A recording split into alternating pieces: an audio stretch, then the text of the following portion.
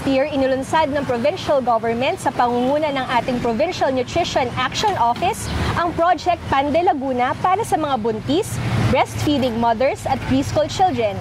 Narinig mo na ba ito, partner? Oo, partner. Pero siguro marami sa ating mga tagapanood, no, hindi pa ito naririnig o nalalaman o di kaya naman natitikman.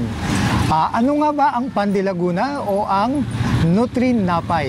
Yan ang ating aalamin ngayong araw. Ako po si Lester. At ako naman si Pam.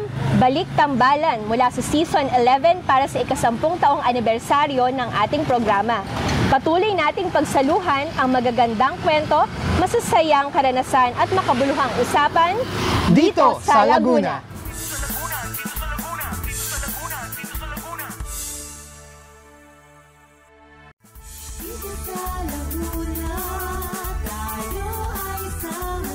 Happy anniversary dito sa Laguna. 10 taon na ang DSL, partner. Oo nga, partner, no? Isang dekada, ang bilis lang ng panahon. Dati ay nasa Season 11 lang tayo. Partner, ano bang mga naaalala mo dun sa ating pinagagawa dati? Siyempre, andyan yung pagbisita natin sa Philippine High School for the Arts. No? Andyan yung pakikipag-usap natin sa mga iba't ibang sangay ng gobyerno na makakatulong. Tulad ng pag-ibig. Of course, partner, hindi natin yan makakalimutan. Siyempre, dati nag-cover din po tayo ng Anilog Festival. Ayan. So, ngayong umaga, pag-uusapan natin ang isang proyekto ng Provincial Nutrition Action Office. O kanina tulad po na nasabi natin, ang Pan de Laguna Project. Ating makakasama ang Provincial Nutrition Action Officer o PNAO ng Lalawigan ng Laguna. Let's welcome Ma'am Teresita Silo Ramos, or mas kilala bilang Ma'am Tetel. Ma'am Tetel, good morning po. Yes, good morning. Good morning po. At good morning po sa lahat ng ating mga nanonood dito po sa Laguna. Ayan, so naalala ko si Ma'am Tetel ay ating suki, no? Dati pa na nagpo-produce ang College of Development Communication ng isang cable TV program called LB Talk. Palagi na rin po natin naiimbitahan si Ma'am Tetel. Maraming salamat po sa pag-guest sa atin dito sa Laguna. Ma'am Tetel, balikan po natin o magsimula po tayo. Ano po ba ang, para po sa mga hindi nakakaalam, no? Ano po ang mandato ng inyong office, ng PNAO?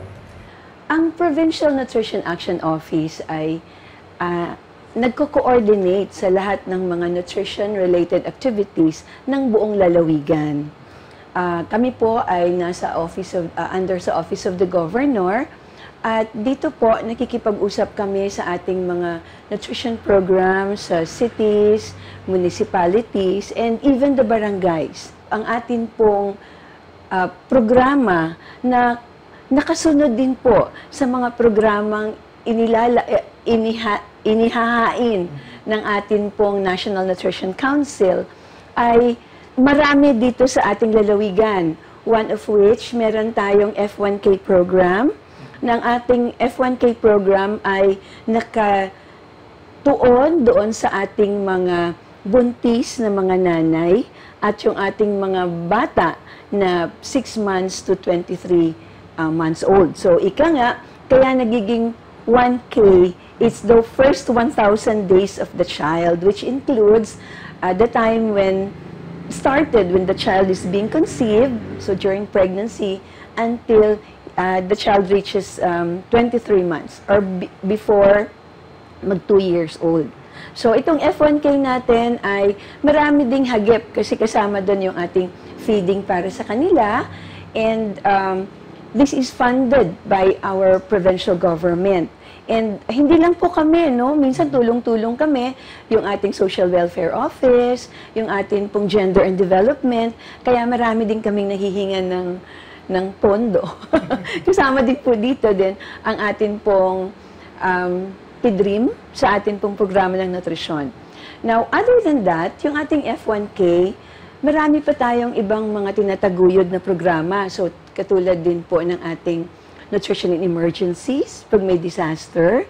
Yun pong ating pag-concentrate on the lactation program. Kasi, after pregnancy, pag nagpapasuso na ang nanay, maraming problema ang mga nanay na hindi natin na-realize na nag-i-impede nung kanilang successful breastfeeding. And yun, tinutuunan natin ito ng pansin. And of course, we coordinate with other agencies also, and on food production, on the training, capacity building for our workers, yung ating mga barangay nutrition scholars, and our nutrition action officers. So, napakadami. Pag sasabihin ko lahat, Lester, baka po mauubos ang ating oras, ano? But basically, no, in relation to our topic for today, we have the PAN de Laguna project.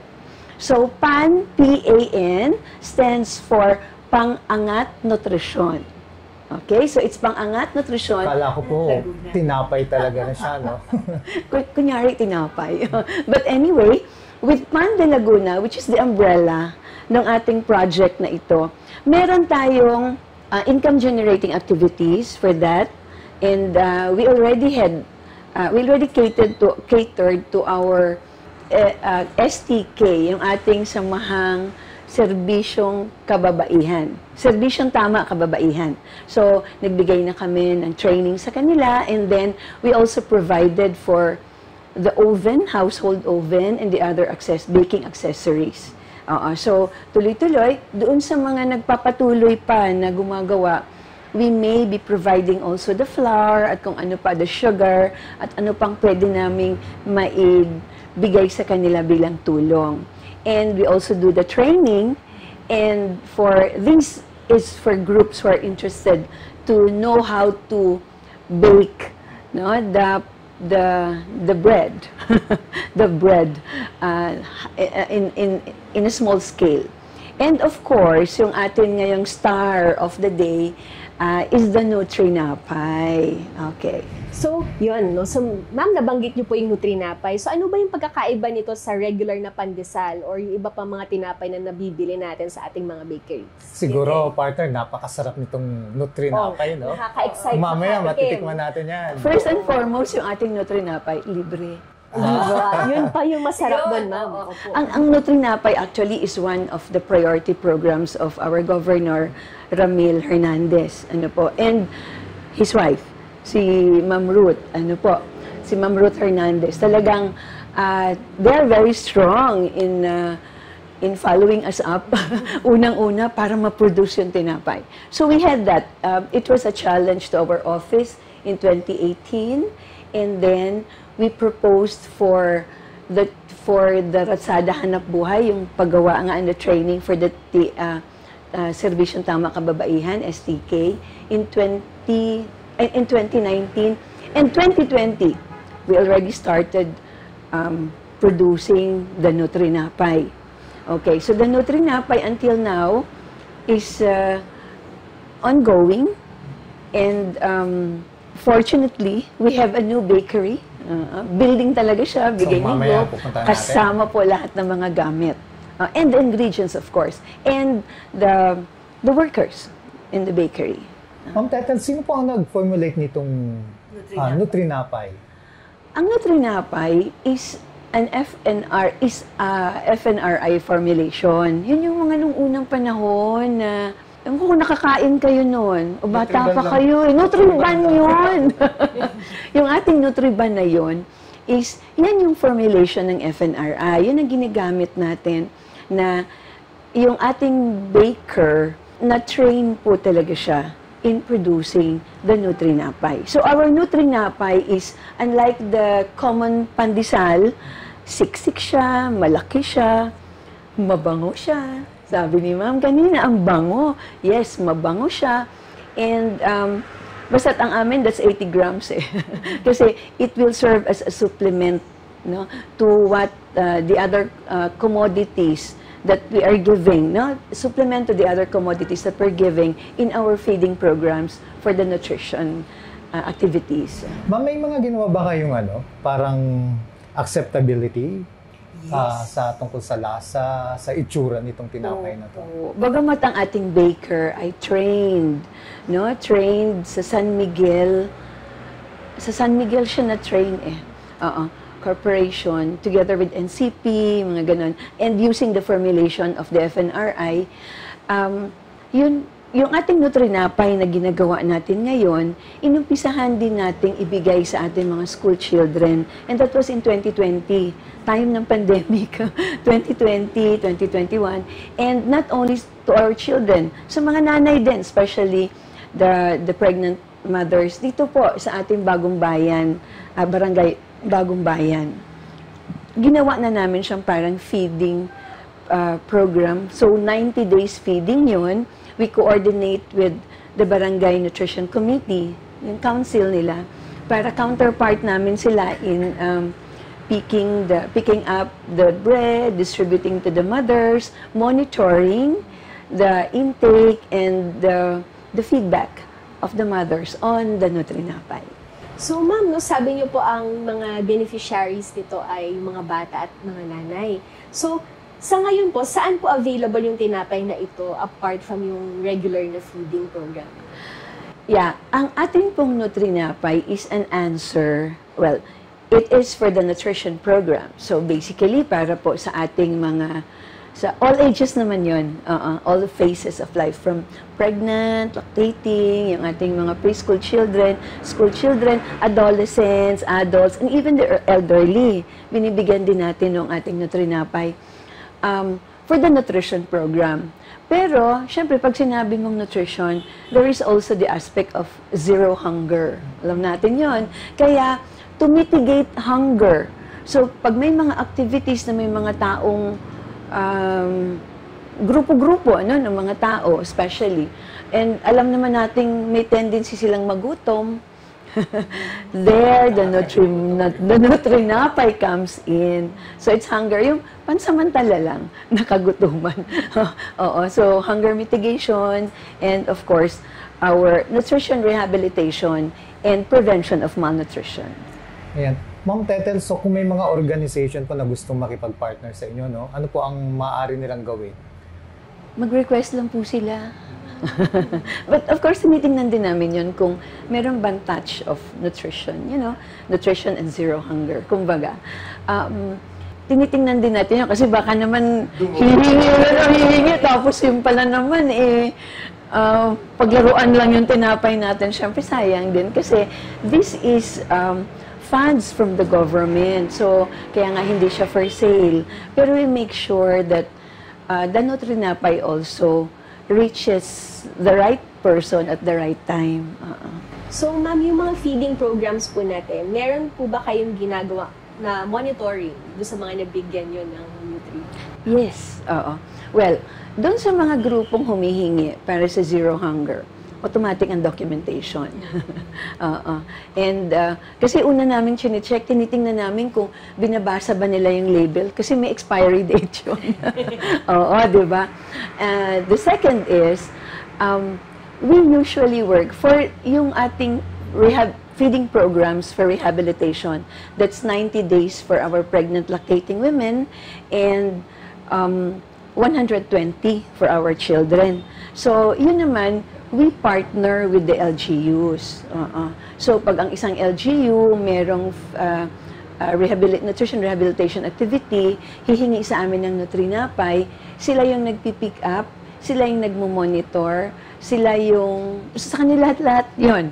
And, of course, nag-feedback sila sa amin ng mga, well, documents, you know. Timbang.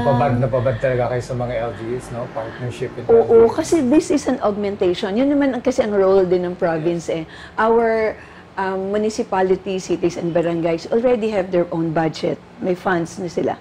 Pero, ang role po kasi ng province is to technically backstop and to augment what they have. Kaya, yun ating pong Nutrinapay is an augmentation to the feeding programs. Partner, napakaganda ng mga nasabi ni Ma'am Tetel, no? Napaka-promising at saka yung pag-implement nitong Pandi Laguna and specifically itong Nutrinapay. Ma'am Tetel, ano ba ang maaari nating abangan? Ano ba mga next steps na gagawin ng inyong opisina para mas mapalawak pa ang maaring makapag-benefit dito sa proyektong ito? Yes. First is we're very thankful, kasi parang alam naman natin na lahat ng mga LCEs, yung local chief executives, bihira yung nagpa-prioritize ng ganitong klaseng nutrition. Laging physical development lagi. Pero yung social development kasi priority din ni Gob. At natutuwa kami kasi first and foremost, talagang sinabi niya yon. Gusto ko magkaroon tayo ng sariling tinapay. You see? Parang, wow! Di ko malaman kung iiyak ba ako or kinabahan akong tunay kasi challenge yun. So, natutuwa ako dahil very supportive si Gov at saka si Kong Ruth. Oo, talagang kita mo yung kanilang support sa amin. And, yun, dahil sumisikat na kami at tumataas na po ang demand for the Nutrinapay, aside from the bakery that we have here, is we will be coming up with another bakery at the Provincial Capital Extension. Alam niyo ba yun? Yan yung sa Calamba. Provincial Capital Extension Office. So, magkaroon tayo doon ng isa pang bakery. Wow. And that is for Districts 1 and 2. Kasi para mas malapit sa kanila. Tapos 3 and 4 ito. And then, pwede namang mag-augment. Mag-reinforce just in case kailangan. So, yun ang aming next steps.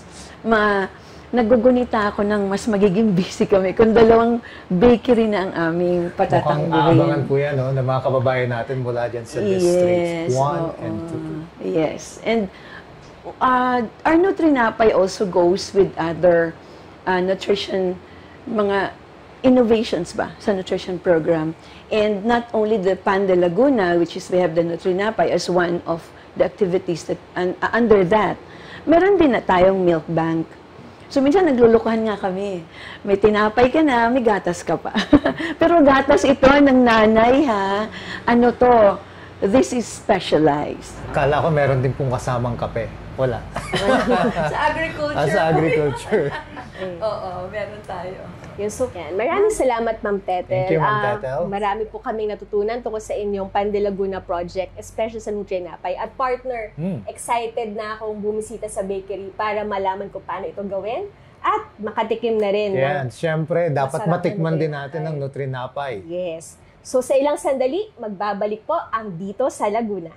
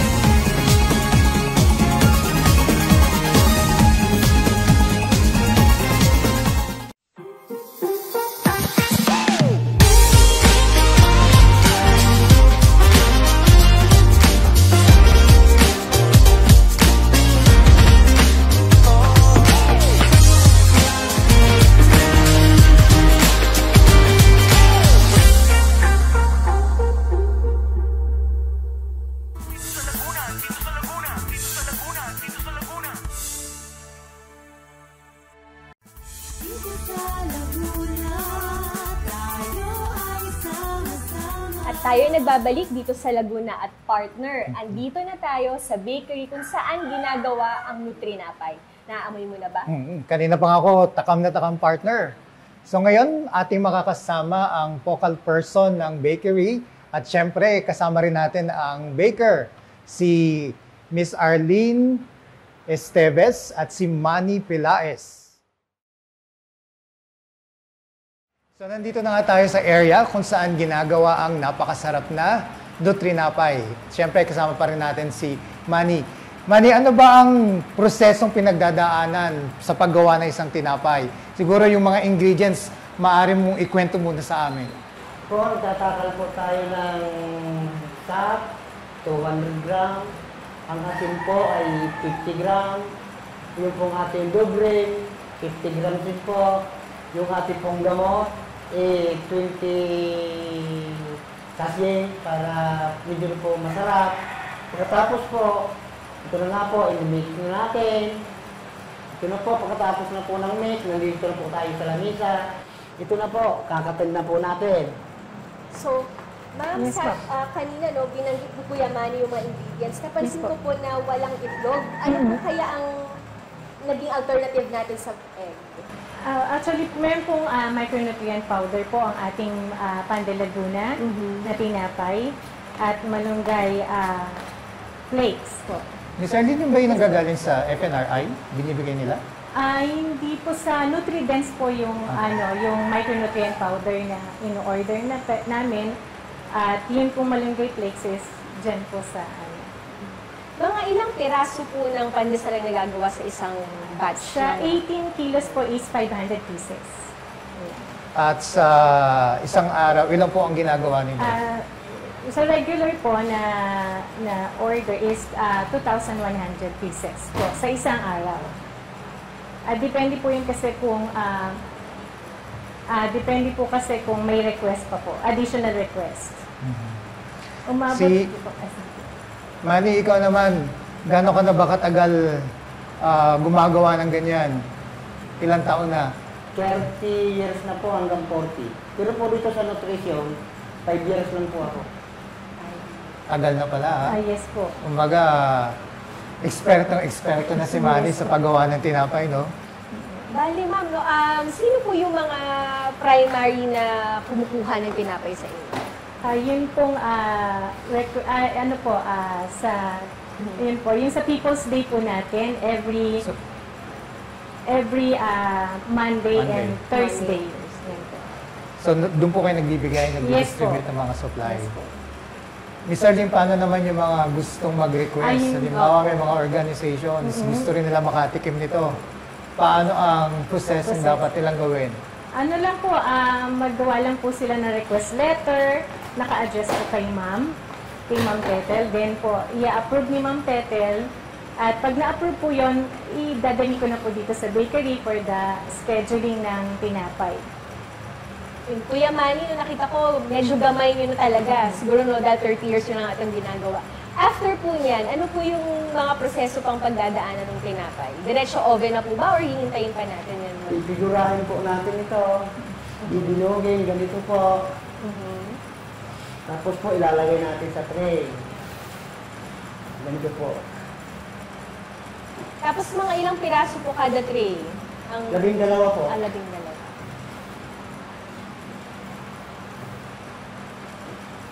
Yan. Pag napigura na po natin, lalagay na po natin doon sa cooling rack. So sabi po ni Ma'am Arlene kanina, mga 2,000 roughly po yung nagagawa everyday. So mga ilan po kayong gumagawa ng Nutri-Napay? Dito sa Nagawa po kami 3. tatlo. So, lahat yung ginagawa mo, kayang-kaya rin nilang gawin yun? Kaya naman po. May training po ba kayong na-attendan para matutong gumawa ng Nutri-Napay? Mayroon naman po. Gaano katagal po ang training at saan? Yung hindi pa mo talaga masyadong marunong, siguro mga 2 buwan. Pero yung marunong na po, mga 2 linggo lang o 1 linggo pwede na po yun. Balita ko, partner, parang ABS-CBN Foundation nata, Bantay Bata yung isa sa mga na-atinan ni Manny na training, no, dati. Kaya naman biyasang-biyasa siya. So ano na po yung susunod na gagawin natin pagkatapos ilagay sa pan? Pag na po natin ito, Opo. ilalagay na po natin sa cooling rack. Dito na po tayo maghahantay na Paalsa. Maalsa. umalsa. Pagkaalsa po nito, saka po natin ilalagay sa ubing.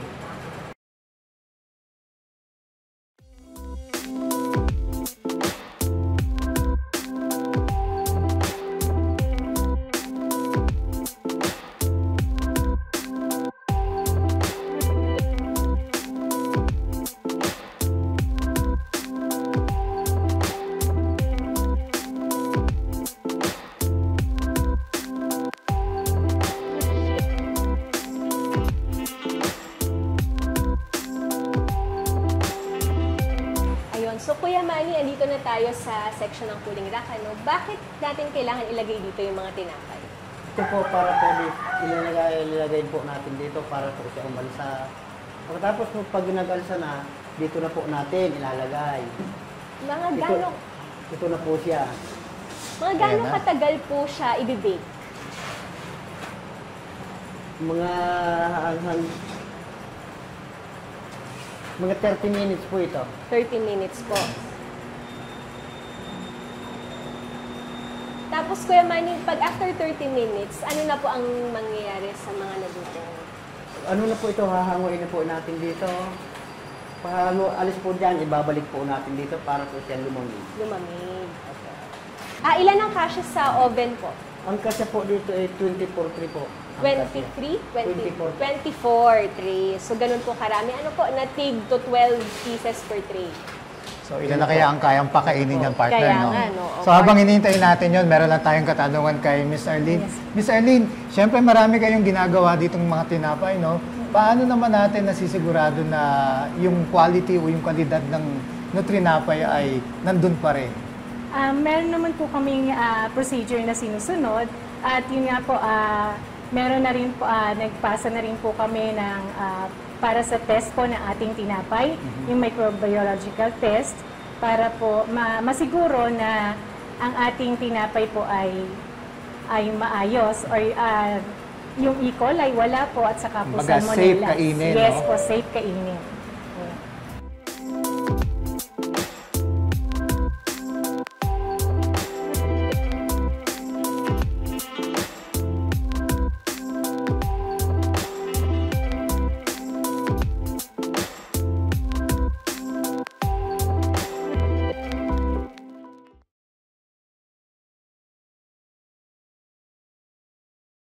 Ayan, partner, excited ka na bang matikman ang pinakahintay nating nutrinapay? Oo naman, partner, iba pa rin ang nutrinapay na mainit, no? At bagong luto talaga.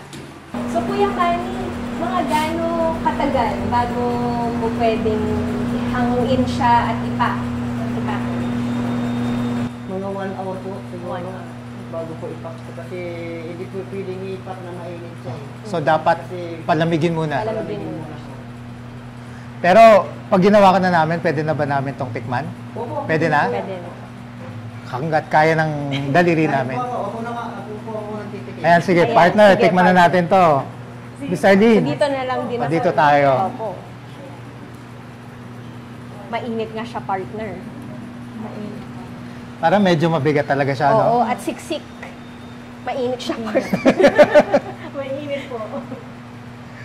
Ayan, masarap po yan. Masarap siya. Partner, ang tinapay naman kasi, no? Kapag ka mainit, talagang masarap na masarap. Pero syempre, iba yung sarap nitong nutrinapay. Oo, at freshly baked talaga natin siya nakain.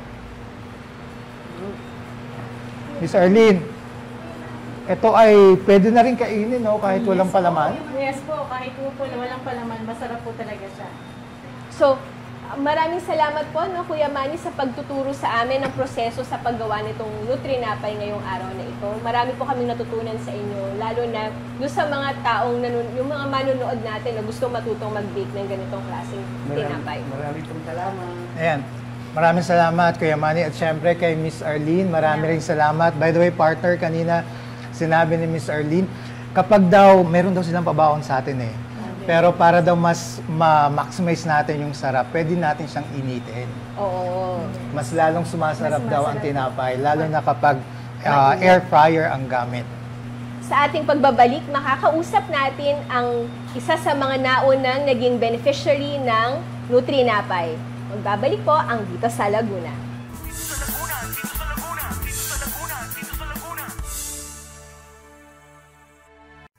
Dito sa Laguna, tayo ay sama-sama.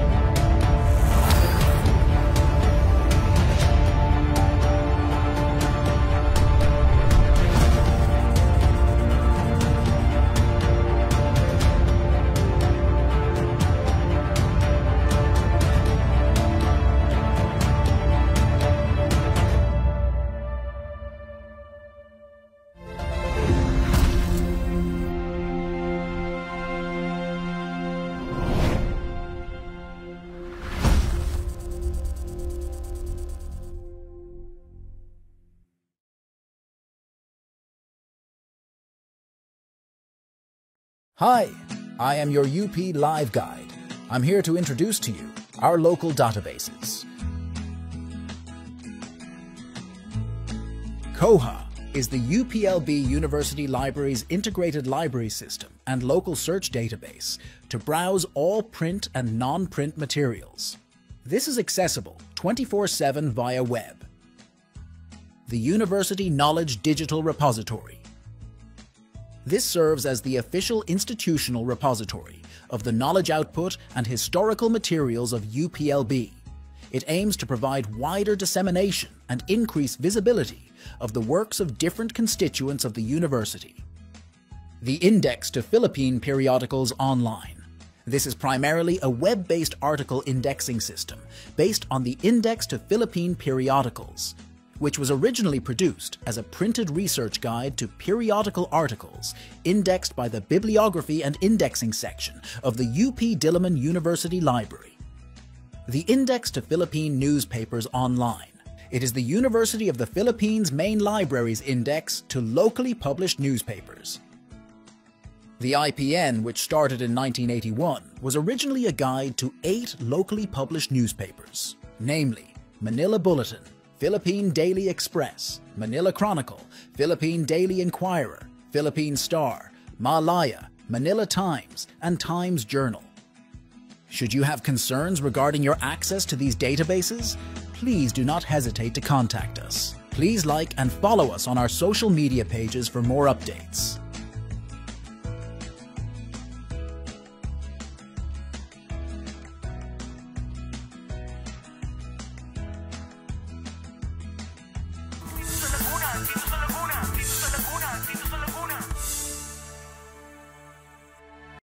Dito sa Laguna, tayo ay sama-sama. At tayo ay nagbabalik dito sa Laguna. Partner, kasama natin ngayon ang isa sa mga unang nakatanggap ng Nutrinapay. Ayan, syempre excited natin ipakilala ang mga panawin natin mula sa Bagong Bayan Elementary School. Si teacher or si Ma'am Cristabel Olea. Syempre kasama rin si Ma'am Rosalie Alano at si Ma'am Edna Cortez. Welcome po sa dito sa Laguna. Thank you po. Mga ma'am, no? So kailan kayo nagsimula na mabigyan ng tinapay na ito? During pandemic time po, naghahanap po kami ng stakeholders na mag-sustain po ng mga feeding namin. So, may parent po kami na empleyado po ng nutrition office. So, nag-alok po siya. Then, doon po nagsimula yung feeding program po namin ng Pandilag. So, ito po, siyempre mga estudyante po ang mga nabibigyan po nito. No? Paano niyo po pinipili ang mga estudyante? Kasi kung napakarami naman po ng estudyante natin, mukhang hindi po kakayanin ng supply. Ano po? Yes po. Bali, ito po ay every beginning of school year po, nagkakonduct po ang ating paaralan ng weighing o pagtitimbang na kung saan kinukuha po ang kanilang nutritional status. And then po, from that nutritional status po, pinipili po namin yung mga under severely wasted and wasted pupils po na yun po yung napapabilang sa ating pong mga beneficiaries ng ating pong feeding. So, ma'am, ano po yung mga natatanggap nating mga feedback galing doon sa mga pinagbigyan natin? Ayan, batay po sa mga estudyante ko mismo. Kumbaga, inuwi po nila sa bahay. At yung mga nanay, syempre, patitikman kung ano kakain ng anak. So, sabi nung nanay na isa, pwede po bang may dagdag na bigay? Imbis So, gusto rin ng mga Opo, gusto rin po ng mga magulang kasi po, nasarapan sila kasi may malunggay. At talagang masyadong healthy at nutritious po ang tinapay na binibigay sa feeding. Ma'am, sa ngayon, ilan po mga estudyante ang nakikinabang po dito sa Nutrinapay? Sa ngayon po ay meron po tayong 281 pupils na beneficiaryo po ng ating pong mga tinapay. So mula grade 1 po yun hanggang grade 6, no? Marami. Tapos, mga gaano ka-frequent niyo po sila nabibigyan ng tinapay? Yung program po is every week po, every Thursday po, nagdi-distribute po kami ng tinapay sa bawat beneficiary. Once a week po ito? Yes. Sa buong school year na po ito? Buong school year po, yes po. And ma'am, yung pag-implement nyo nitong project, no? Ano yung mga challenges na na-encounter po natin? Ayan, para batay po sa challenges, yung nga po, gusto nilang madagdagan po ang pagbibigay ng tinapay para rin po sa pampamilya na rin po, hindi lang po sa bata. Gusto rin pang mag-anak na rin ang pagbibigay ng tinapay. Kasi nga po ay very nutritious ang ibinibigay ng pamahalaan para sa kanila. Bukod po doon, meron pa po ba kayong mga naging problema or challenges? I-add ko lang po, napaka-positive po nung naging feedback nila kasi po wala daw nabibiling tinapay na kaparehas ng binibigay po namin sa school. Kasi sa mga tindahan daw po o bakery, yung malalambot na tinapay lang, dito daw po, isang piraso lang ay kabusugan na ng mga bata at ng mga magulang din. Ayan, siguro partner, bago tayo mag-iwalay ng ating mga panuhing guro, no? Meron po ba kayong mensahe na gustong sabihin sa Provincial Nutrition Action Office at saka sa, syempre, ang nagpupondo po nito, no, ang Office of the Governor? So kami po ay unang-una nagpapasalamat po dahil naging beneficiaryo po ang aming mga mag-aaral para po dito sa ating mga tinapay na napaka-nutrition po, napaka-nutritious. So inaano lang po namin na continuous po yung aming pagbibigay sa ating mga mag-aaral dahil malaking tulong po ito para sa kanila.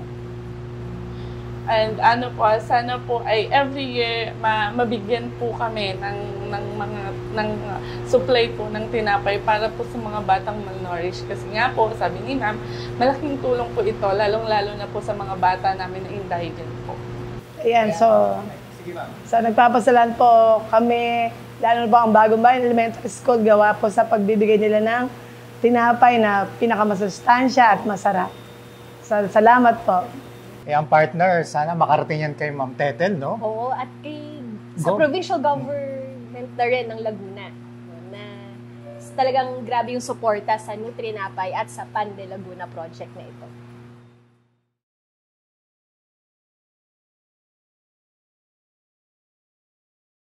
Partners, sadyang napakabilis ng oras, no? Malapit na matapos ang ating programa. Ano ba ang natutunan mo o na-pick up mo ngayong umaga, partner? Oo nga, parang inisip ko, ang suswerte ng mga kabataan no, na naaalagaan yung kanilang nutrisyon dito sa atin sa lalawigan ng Laguna sa mga proyektong kagaya ng Pan de Laguna na kung saan nabibigyan sila ng regular na supply ng Nutrinapay, partner. Tulad nga ng sinabi ng mga teachers kanina, no? Parang wini-wish nila na sana tuloy-tuloy. Yes. Kaya ang daloy ng supply ng Nutrinapay. Ako naman, katulad dun sa request ng mga teacher o wini-wish nila, dapat sana po ang ating LGUs, ang Provincial Government ng Laguna, pati na rin siguro yung iba't ibang mga LGUs, no, sa city and municipality, sana patuloy nyo pong suportahan ang mga proyekto na katulad nito para ang suliranin po natin tungkol sa nutrisyon o kaya tungkol sa pagkagutom ay ating mabigyan ng kasagutan. Tama yan, partner. At saka, mas maganda na naalagaan ng kalusugan, no? Lalo na ng mga alam natin susunod na henerasyon pa. At dito na po nagtatapos ang masaya. At syempre, partner, hindi lang masaya at masarap na kwentuhan ngayong umaga. Tama, partner, no? So, mapapanood ninyo ang replay ng ating episode ngayong umaga, pati na rin ang mga previous episodes ng Dito sa Laguna sa ating official YouTube channel, Dito sa Laguna TV. At syempre, i-follow nyo rin po kami sa Facebook, Instagram, at X or Twitter, at Dito sa Laguna TV. Muli, ako po si Lester. At ako naman si Pam. Maraming salamat sa pagsama sa aming unang episode ng Season 40. Magkikita-kita po tayo next week para sa susunod na episode ng Dito sa Laguna. Dito sa Laguna.